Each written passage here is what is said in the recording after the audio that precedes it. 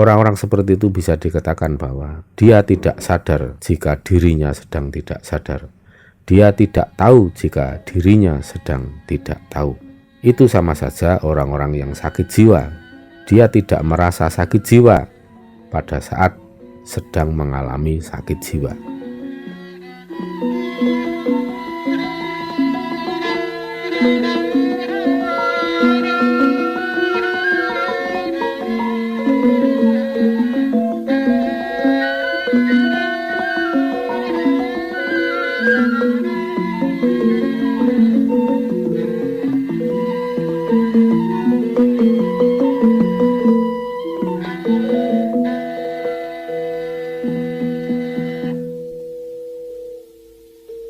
Para pemirsa YouTube Surya KKS yang budiman di seluruh Nusantara, bahkan di mana saja saudara berada, jumpa lagi dalam vlog kali ini. Saya akan gunakan untuk menyampaikan pesan yang kemarin disampaikan oleh beliau Kanjeng Ratu Kidul pada saat kita semua melaksanakan Maisolarung.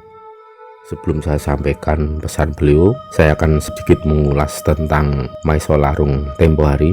Ada beberapa yang perlu saya catat dan saya sampaikan kepada para pemirsa semua, khususnya sedulur-sedulur yang semuanya mensupport ya, yang bisa hadir maupun yang tidak bisa hadir pada hakikatnya sama. Yang bisa hadir tentu saja bisa bersentuhan langsung, berinteraksi langsung dengan entitas luhur. Walaupun panjenengan tidak merasakan, syukur bagi yang bisa merasakan, tapi yang jelas di acara Maisolawung itu ada semacam interaksi yang sangat intens antara kita yang hadir, yang melaksanakan upacara itu, dan seluruh entitas luhur yang saat itu menyambut kita.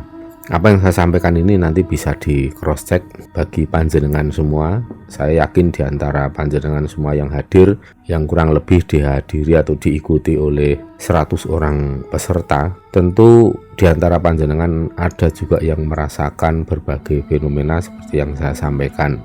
Acara Maisolarung di bulan Suro Sesideman ini sangat penting dilakukan sebagaimana nasihat dan saran dari beliau Kanjeng Ratu Kidul, karena kita harus menjadi orang yang memiliki kadar keselarasan dan harmoni dengan alam itu lebih tinggi lagi. Sebagai contoh misalnya kita memiliki keselarasan dengan tata hukum keseimbangan alam itu baru mencapai level 50%. Tetapi dengan adanya upaya-upaya seperti Maisolarung ya, untuk memberikan suatu sedekah kepada seluruh makhluk secara multidimensional, maka kadar keselarasan kita akan meningkat tentunya. Entah 60% atau berapa, tapi itu akan sangat berarti bagi langkah kehidupan kita berikutnya. Jadi akan menjadi sifat kandel, akan menjadi jimat yang bisa menjadi pegangan untuk kekuatan diri kita dalam menempuh dan mengarungi kehidupan di waktu yang akan datang, terutama selama fase Suro Sesideman hingga datangnya Suro yang akan datang di tahun depan. Pada masa setahun ke depan ini tentunya akan mempunyai karakter dan cerita sendiri, dan kita juga dihadapkan dengan situasi kondisi dunia yang semakin tidak menentu. Bahkan beberapa negara di dunia, negara di luar negeri sana sudah terjadi resesi, sudah terjadi krisis ekonomi, bahkan ada beberapa negara yang telah mengalami kebangkrutan. Dan dikhawatirkan Indonesia juga akan menghadapi situasi yang sama, berada dalam kesulitan karena efek dari adanya resesi global. Jadi bisa dikatakan mara bahaya atau risiko yang akan kita hadapi ini juga dari berbagai dimensi, dari berbagai faktor ya, dan dari berbagai sektor kehidupan. Di antaranya adalah yang paling utama sektor ekonomi dunia, kemudian sektor politik,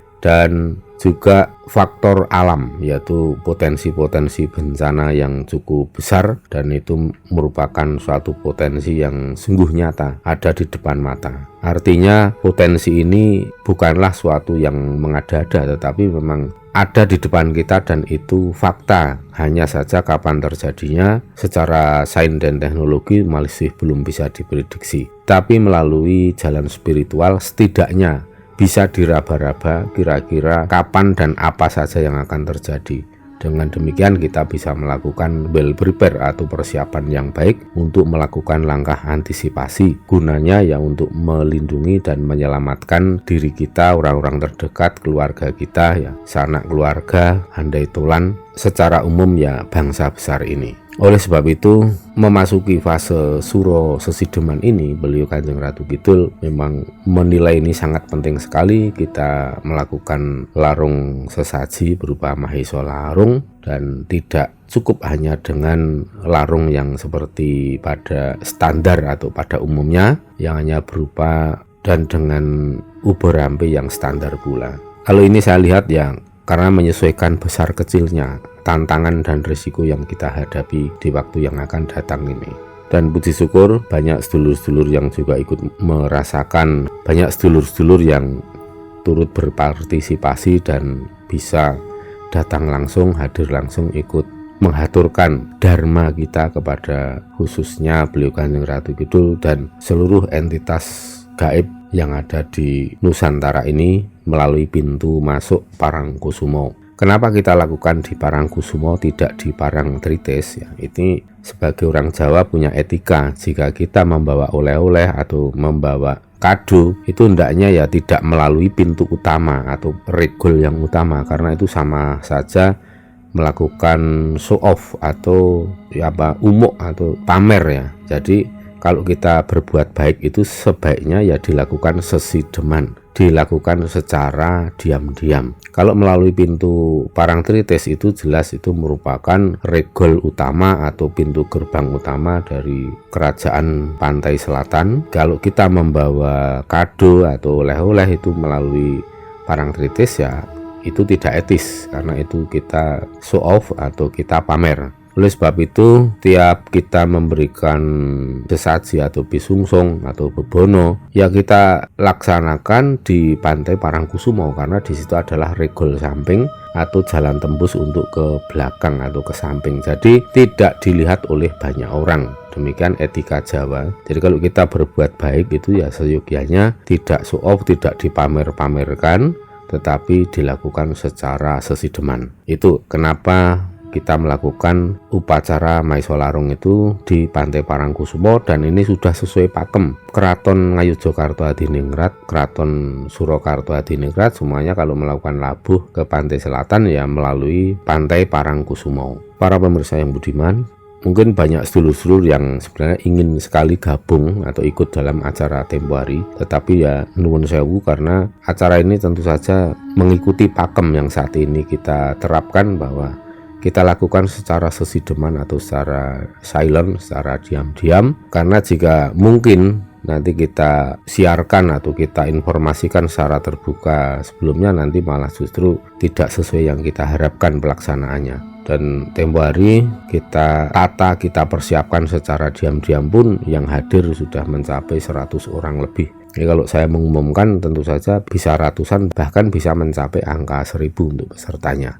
Mungkin ke depan nanti saya akan umumkan agar supaya sedulur-sedulur yang ingin bergabung bisa ikut serta. Namun untuk saat ini kami belum siap, terutama saat fase Suro Sesideman ini. Para pemirsa yang budiman, tempo hari pada saat kita akan laksanakan Mahesa Larung, yang jelas intensitas komunikasi dengan Nyai Nitipiro dan Nyai Sedah Mirah, yaitu beliau yang berupa ular yang besar sekali, yang panjangnya sekitar 30-an meter dan diameternya antara 50-60 cm. Bukan naga tetapi ular ya. Jadi kalau naga itu ada tanduk dan ada kaki, kalau ular itu ya tidak bertanduk dan tidak berkaki, dan sisiknya pun beda. Maka ini saya sebut sebagai ular bukan naga. Itu bentuknya besar sekali dan bisa toto dalmo atau bisa berbicara layaknya manusia.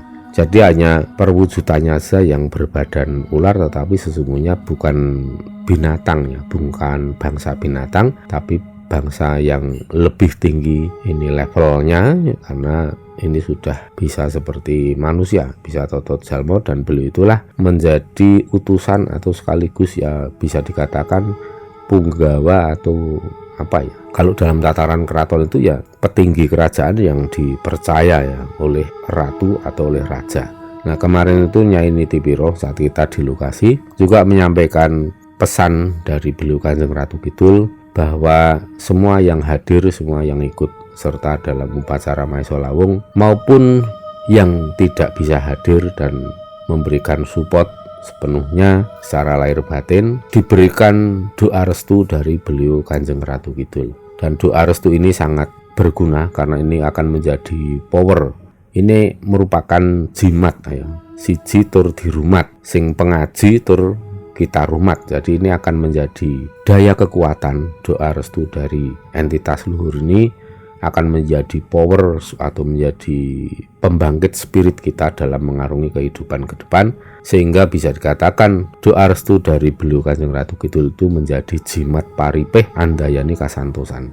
Jadi menjadi pegangan, menjadi jimat kekuatan yang dapat memberikan power dalam melangkah kaki kita ke depan, sehingga bisa melewati berbagai macam rintangan dan kesulitan. Pada saat kita menemukan masalah, kita tidak terbentur dan menemukan jalan buntu, tetapi setiap masalah selalu ada solusi, ada jalan keluar yang mudah. Dan bagi yang sakit juga akan mendapatkan kesembuhan dengan cara yang mudah. Itulah manfaat dan gunanya kita mendapatkan doa restu atau donga pangestu dari para orang tua kita, para leluhur, hingga entitas yang lebih luhur lagi, yaitu para entitas kadewatan, dalam hal ini beliau Kanjeng Ratu Kidul. Selain beliau menyampaikan bahwa telah memberikan doa restu pada kita semua, pada saat kita sedang upacara Maesa Larung, kita tembangkan mantra-mantra yang cukup sakral, yang mantra-mantra yang sakral, mantra-mantra yang wingit. Di antaranya kita petik, kita ambil dari Serat Widatama karya Sinuwun Ingkang Jumeneng Kanjeng Pangeran Adipati Arya Mangkunagara yang keempat, yaitu ada Pangkur 12, Pangkur 13, Sinom 15 dan Sinom 18 dan Gambuh 57. Pada saat itu karena saya konsentrasi fokus untuk melantunkan tembang itu, maka saya tidak melihat kemana-mana, tapi saya merasakan ada energi yang besar. Sesekali ada bayangan seperti awan yang lewat gitu, tapi bentuknya panjang, jadi seperti ular ya, seperti ular besar yang seolah-olah itu di atas kita itu mengelilingi atau melingkari. Semula saya kira di situ ada bayangan orang main layang-layang ya, tapi kalau setelah saya cek, saya lihat layang-layang itu ternyata ada jauh di belakang, jadi tidak mungkin bayangannya menimpa kita. Kemudian saya berpikir, ini mungkin saja ini jika bukannya ini Tipiro ya Nyai Sedah Mirah, karena memang ada dua ya entitas yang berupa ular besar itu yang mengelilingi kita, yang satu di bawah di permukaan tanah, kadang masuk ke tanah, yang satu seperti terbang itu ya, terbang mengelilingi kita. Dan itulah bentuk dari entitas luhur, entitas gaib yang akan menjaga kita supaya sak tiba-tibane tansah nemu bejo, tansah nyandung nyampar sekar cempaka mulya. Dalam situasi yang seburuk apapun kita selalu mendapatkan keberuntungan, mendapatkan keselamatan jiwa dan raga kita. Kemudian ada sesuatu yang sangat membuat haru ya, ketika kita sedang berjalan menuju ke tepi pantai, itu kan kita sudah bisa melihat ada tampak siluet. Di sana sudah ada Kanjeng Ratu Kidul yang menunggu. Ya kalau kita dalam penglihatan kami itu seperti beliau seperti duduk di singgasana, tidak berdiri, tapi seperti duduk dan menunggu kita melakukan upacara. Dan kami pun disertai, didampingi oleh banyak sekali leluhur agung pada saat itu.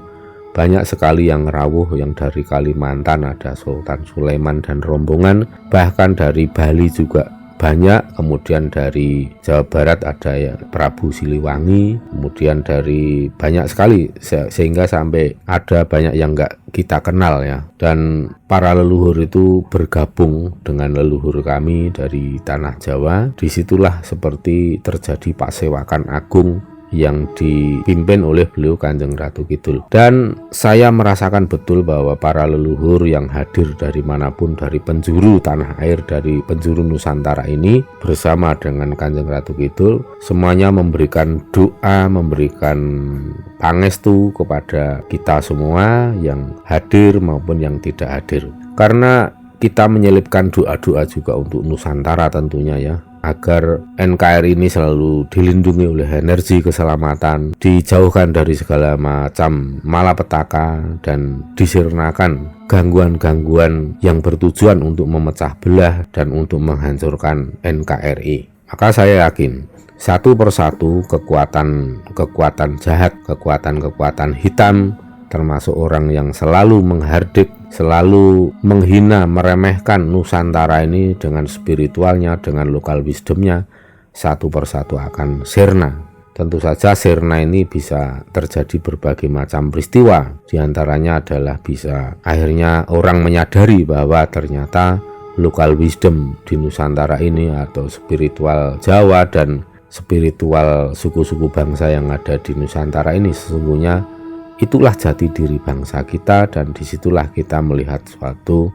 pegangan hidup yang nyata, yang bisa dipraktekkan dan bisa dibuktikan menjadi kekuatan dalam mengarungi kehidupan ini, khususnya di Nusantara. Bahkan bisa juga mengalami sirno atau lampus alias raganya mati, itu merupakan suatu bentuk risiko atas apa yang mereka lakukan sendiri. Jadi hati-hati ya, bagi sedulur-sedulur atau siapapun, jika panjenengan tidak suka dengan kearifan lokal, ya jangan menghina leluhur, jangan mengejek entitas luhur ya, karena cepat atau lambat semua itu akan ada pengadilannya, karena tata hukum keseimbangan alam ini adalah hukum yang maha adil, tidak pernah menyisakan secuil pun ketidakadilan. Maka apapun yang panjenengan lakukan itu tentu ada konsekuensinya. Konsekuensi paling ringan ya bisa saja panjenengan sepanjang waktu Anda mengalami kegelisahan, kecemasan yang luar biasa, dan itu sangat menyiksa lahir batin, dan itu akan menimbulkan komplikasi atau penyakit-penyakit yang akhirnya berkumpul di dalam tubuh Anda. Anda membiarkan tubuh Anda menjadi tempat sampah, tempat penyemaian berbagai macam penyakit. Itu karena apa? Itu karena pola pikir yang tidak tepat, yang tidak benar dalam memandang sejatinya hidup, sehingga sesuatu yang benar, sesuatu yang bagus malah Anda caci maki, Anda hina-hina sampai sedemikian rupa. Nah, itu akan menyiksa diri Anda sendiri dan tentu akan merusak jiwa raga. Cepat atau lambat pasti akan terjadi.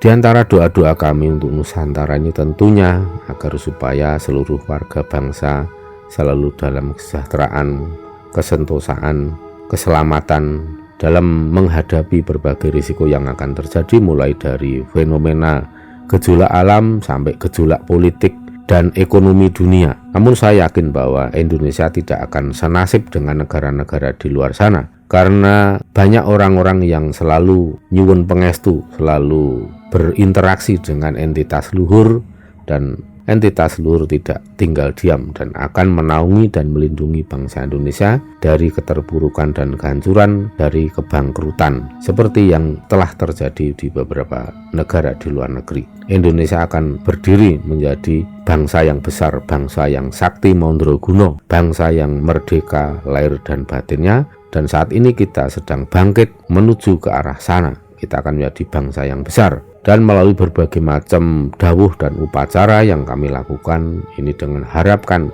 ini dapat membangkitkan jiwa-jiwa patriot, jiwa-jiwa nasionalis, jiwa-jiwa wijining wong Jawa, wijining wong Nusantara. Jadi kita kembali menjadi orang-orang yang memegang teguh jati diri bangsa Nusantara. Dengan demikian, warga bangsa yang telah merdeka lahir batinnya akan lahir, akan tumbuh sebagai bangsa yang kokoh, yang kuat, memiliki energi kewibawaan yang tinggi, sehingga tidak mudah untuk dilecehkan, untuk dikerjain oleh negara-negara luar sana.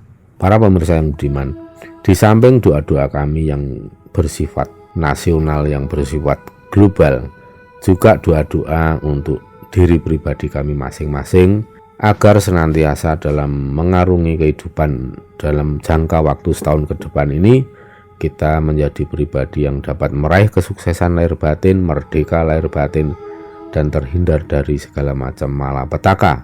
Dan semua itu tidak hanya sekedar kita bicara soal yang abstrak, tetapi ini merupakan sebuah fakta yang konkret, dan ini akan bisa panjenengan rasakan sendiri saat mengarungi kehidupan ke depan selama 1 tahun ini terutama. Sak tiba-tibane pasti akan nemu bejo dibanding orang-orang yang tidak melakukan, orang-orang yang tidak peduli, apalagi orang-orang yang selalu meremehkan, menghina dengan kata-kata kasar akan adanya entitas luhur. Orang-orang seperti itu bisa dikatakan bahwa dia tidak sadar jika dirinya sedang tidak sadar. Dia tidak tahu jika dirinya sedang tidak tahu. Itu sama saja orang-orang yang sakit jiwa. Dia tidak merasa sakit jiwa pada saat sedang mengalami sakit jiwa. Para pemirsa yang budiman, ada beberapa yang disampaikan lagi oleh beliau Kanjeng Ratu Kidul, bahwa beliau menyampaikan agar kita semua, terutama yang ikut mengaturkan sembah bakti secara langsung maupun tidak langsung, harus lebih optimis, karena tidak akan terjadi sesuatu yang sifatnya itu malapetaka atau musibah atau bilai yang menimpa panjenengan semua, kita semua. Karena itu tadi, sak tiba-tibane nemu bejo akan selalu beruntung dalam situasi dan kondisi seburuk apapun. Dan beliau menganjurkan juga untuk mensyukuri semua itu, maka pedulilah dengan lingkungan, pedulilah dengan orang lain yang sedang menderita. Jangan diolok-olok, jangan diketawain, tetapi tolonglah. Walaupun orang itu dulunya mengolok-olok Anda atau bahkan mencaci maki Anda pada saat melihat Anda sedang ikut menjalankan Maisa Larung. Ketika orang-orang yang selama ini ngata-ngatain Anda sebagai Anda telah melakukan tindakan sesat, tapi jika nanti dia mengalami kesulitan dalam fase setahun ke depan ini, tetap berikan bantuan seperlunya kepadanya. Dan terakhir, beliau Kanjeng Ratu Kidul juga menyampaikan suatu pesan yang singkat, bahwa apa yang kita lakukan ini adalah sebagai upaya untuk mensucikan bumi Nusantara, terutama bagi generasi penerus dan khususnya bagi panjenengan yang derek maupun yang tidak bisa. Cara-cara seperti ini adalah cara untuk membersihkan dari dosa-dosa durhaka para generasi kepada leluhurnya. Para pemirsa yang budiman, dimanapun saudara berada, ada pesan yang beliau sampaikan yang cukup urgent untuk menopang kekuatan, untuk meningkatkan kekuatan dan kadar harmonisasi sinergi kita dengan alam semesta, agar supaya kita menjadi orang yang selalu beruntung. Beliau Kanjeng Ratu Kidul juga berpesan agar supaya kita semua semakin merapatkan barisan, semakin mendekatkan diri kepada para leluhur masing-masing, leluhur yang menurunkan kita masing-masing. Dekatkanlah diri Anda kepada para leluhur agar supaya leluhur juga semakin gayung bersambut. Anda tidak putus hubungan dengan leluhur, itu sangat penting sekali, karena yang terjadi mungkin selama ini Anda pun setiap saat sudah diberikan pengarahan oleh para leluhur, sudah dibimbing oleh para leluhur. Hanya saja yang terjadi, Anda tidak bisa menangkap pesan atau sinyal-sinyal yang disampaikan oleh para leluhur. Itulah sebabnya Anda harus mendekatkan diri pada para leluhur. Jika panjenengan masih bingung bagaimana cara mendekatkan diri, yang pertama, kunjungi makamnya. Jangan hanya mendoakan dari rumah. Kunjungi makamnya, bersihkan dan doakan semoga segala amal kebaikan beliau Dharma Bakti Dharma Kusumo selama beliau hidup dapat menempatkan beliau para leluhur ke dalam tataran kamulian sejati. Dan selanjutnya mintalah doa restu, nyuwun pengestu kepada para leluhur, sebagaimana panjenengan nyuwun pengestu kepada orang tua sendiri. Bedanya kalau orang tua yang masih hidup ya tentu saja bisa dilihat, bisa disentuh karena masih memiliki raga. Tetapi kalau leluhur ya karena sudah hidup di alam yang berbeda, tidak menggunakan badan raga, maka leluhur tidak bisa atau tidak mudah untuk dilihat dan disentuh. Hanya bisa disentuh dan dilihat orang-orang tertentu saja, atau bagi orang-orang yang sudah mulai membuka diri untuk percaya bahwa leluhur itu memiliki andil yang besar dalam kehidupan kita, dalam kehidupan bangsa besar ini. Selanjutnya Anda bisa melakukan atur pisungsung atau sesaji di rumah, terutama pada setiap malam Jumat. Malam Jumat apapun, tidak terbatas hanya malam Jumat Kliwon, tetapi malam Jumat kliwon, legi, paing, pon, semua lakukan atur pisungsung kepada para leluhur yang menurunkan Anda, menurunkan pasangan Anda. Ditambah lagi khusus untuk malam Selasa Kliwon. Kenapa malam Jumat dan malam Selasa Kliwon? Karena malam-malam itulah para leluhur banyak yang rawuh, banyak yang datang, banyak yang menyambangi rumah anak keturunannya.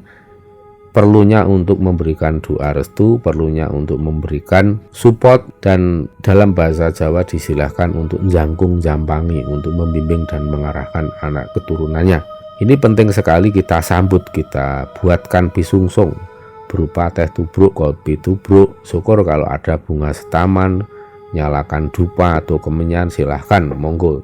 Kalau tidak ada bunga, yang tidak ada orang yang jual bunga, Anda bisa memetik bunga di sekitar di halaman rumah, ambil 3 macam bunga, kemudian letakkan ke dalam gelas atau ke dalam mangkok yang sudah dituangkan air.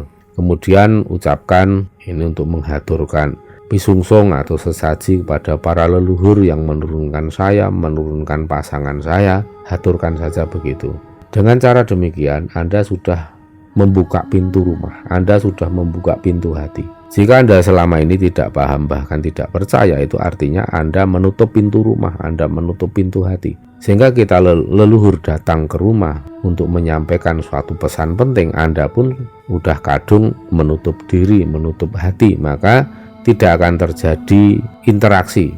Bahkan untuk menerima sinyal-sinyal saja pun sulit. Bahkan yang lebih ekstrim, ketika Anda mencium aroma wangi sebagai pertanda kehadiran atau kedatangan para leluhur, Anda malah lari terbirit-birit atau sambil berdoa mengusir setan. Tentu saja leluhur yang Anda perlakukan demikian, Anda anggap setan dan diusir, tentunya leluhur akan sakit hati dan di waktu berikutnya tidak akan bersedia datang ke rumah Anda. Ini sungguh sesuatu kerugian yang besar sekali dalam hidup Anda.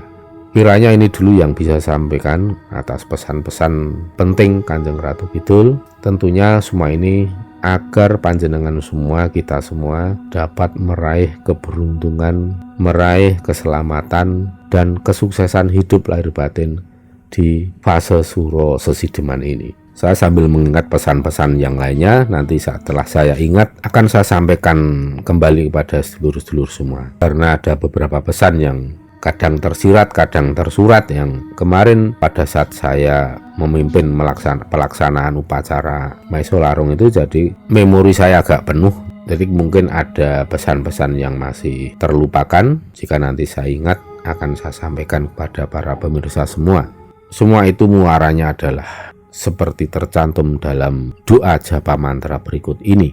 Wilujeng rahayu kang tinemu, bondo lan bejo kang teka saking kersaning Gusti, jinurung kasengkaaken dening para leluhur, para entitas luhur. Sura dira jaya ningrat lebur dening pangastuti, rahayu sagung titah dumadi, jaya-jaya wijayanti.